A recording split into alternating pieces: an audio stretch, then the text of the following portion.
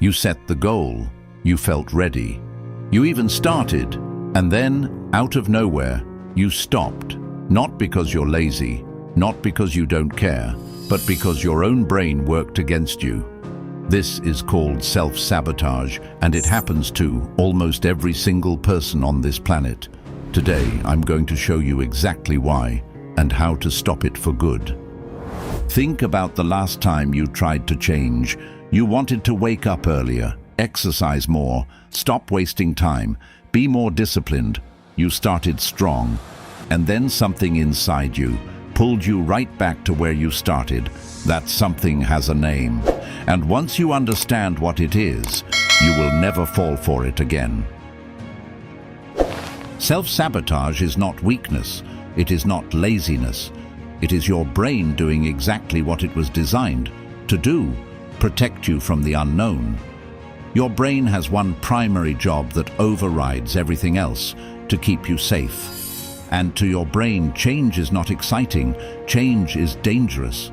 Change means leaving the familiar, the predictable, the comfortable, and stepping into something unknown, and the unknown to your primitive brain equals threat. So every single time you try to grow, every time you try to build a new habit, start a new chapter, become a better version of yourself, a part of your brain fires an alarm signal. It whispers, "This is risky. Go back, stay where it's safe." And here is the painful irony.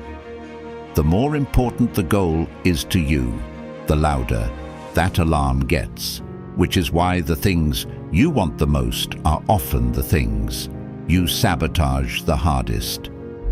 This is not a character flaw. This is biology, and biology can be overridden, but only once. You understand exactly what you're dealing with.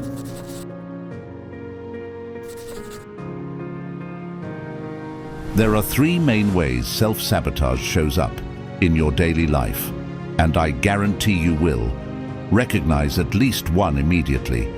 The first is procrastination, not the kind where you're genuinely busy, the kind where you have the time, you have the energy, you know exactly what you need to do, and you still find every possible reason not to start.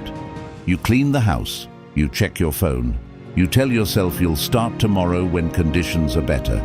Procrastination is not a time management problem. It is fear wearing a very convincing disguise. Fear of failure, fear of judgment, fear of trying your absolute best and still not being enough. The second is self-doubt, that quiet, persistent voice that asks, "Who do you think you are? What makes you think you can do this?" Self-doubt is not honesty. It is not realism.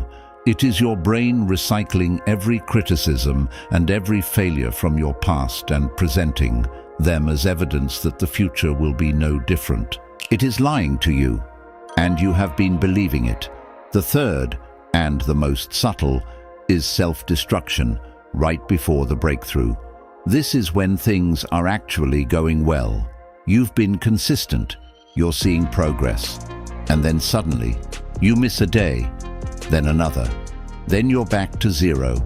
This happens because as you get closer to real change, the gap between your old identity and your new one creates tension that your brain resolves by pulling you back to who you used to be. The moment you recognize this pattern, it loses its power over you completely. Now, how do you actually stop self-sabotage from running your life? Step 1. Name it out loud the moment it happens. The next time you feel the urge to procrastinate, to doubt yourself, to quit right before the breakthrough, say it out loud. Say, "This is self-sabotage. I see you, and I'm doing it anyway." This sounds almost too simple, but naming the pattern breaks the unconscious spell it has over you. You cannot fight an enemy you refuse to acknowledge. Step 2. Make the action smaller than your fear. If your brain is resisting a 1-hour workout, commit to 10 minutes. If it's resisting writing 1,000 words, Commit to one paragraph. The goal is to prove to your brain that starting is safe. Because once you start, momentum takes over. And momentum is the most powerful force in personal change. The hardest step is always the first one.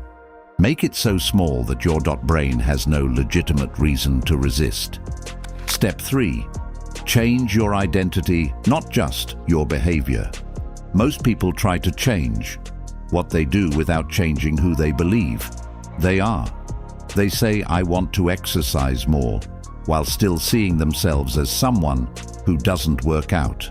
It never lasts. Instead, start telling yourself a new story. I am someone who shows up every day. I am someone who does hard things. I am someone who does not quit on myself. Say it before you feel it. Say it before you believe it.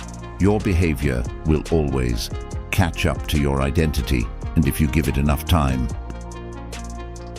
Self-sabotage is not your enemy. It is a messenger telling you that you are finally close enough to something real, that your brain is taking it seriously. The next time it shows up, and it will, remember this: it only gets loud when you're getting close. So let it be loud. Name it.